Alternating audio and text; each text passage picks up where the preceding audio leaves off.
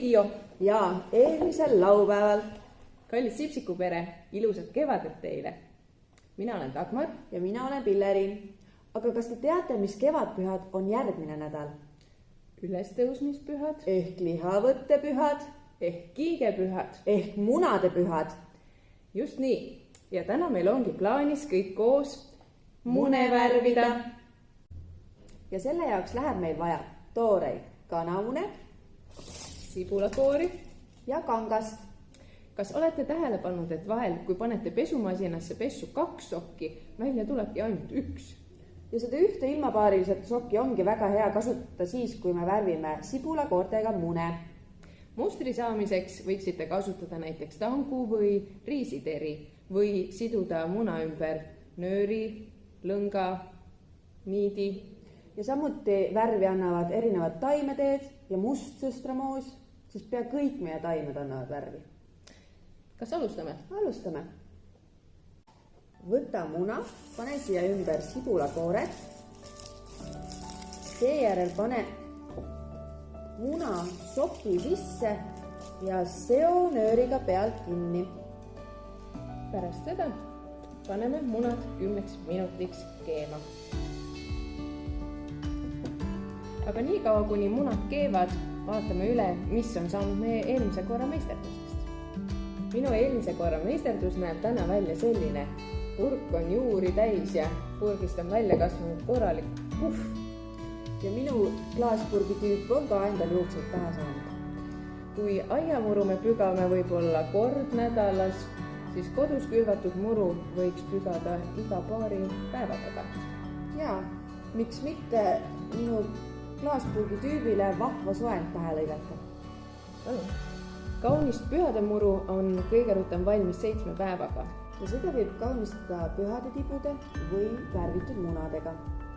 Aga võib-olla on teil kodus mõni väike loomake, kes värskest salatist ära ei ütle.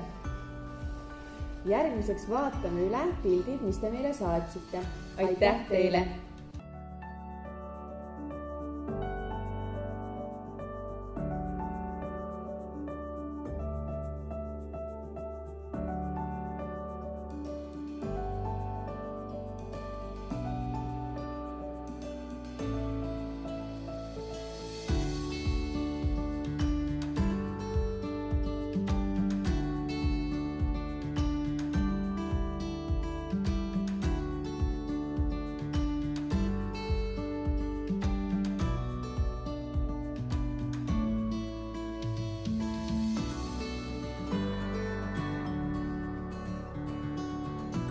Munad on keenud ja jahtunud ja et värvid munal saaks säravamad, siis võib seda määrida toiduõli või võiga. Munadepühad ehk lihavõttepühad pärinevad tegelikult juba ammu möödunud aegadest, mil Kristuse ülestõusmist tähistav püha lõpetas kevadise paastu ja sai jälle tugevamat süüa, liha ja muna. Lihavõttepüha on seotud ka looduse taassünniga ja muna on elu sümbol. Tuppa saame tuua kevadlilli, pajutibusid ja kasutada muru. Miks me üldse mune värvime? Paljudes kodudes värvitakse mune ikka vanade traditsioonide järgi. Oli oluline ja on ka tänapäeval oluline süüa muna ja kinkida. Et oleks ilusam kinkida, siis me värvime need ära. Aga kas oled midagi kuulnud munade koksimisest? Munade koksimine on ka üks vana mäng, aga selleks on mõned olulised salanipid. Jaga sa neid meiega? Oluline on muna koksida teravama otsaga ja võtta see niimoodi peopesa sisse, et see oleks tugevam ja ei läheks nii kiiresti katki. Me lööme munad omavahel kokku ja kelle muna läheb katki, see on kaotaja ja peab oma muna võitjana andma. Mängime? Mängime? 1, 2, 3. Läks katki. Ma olen nüüd 2 muna võrra rikka.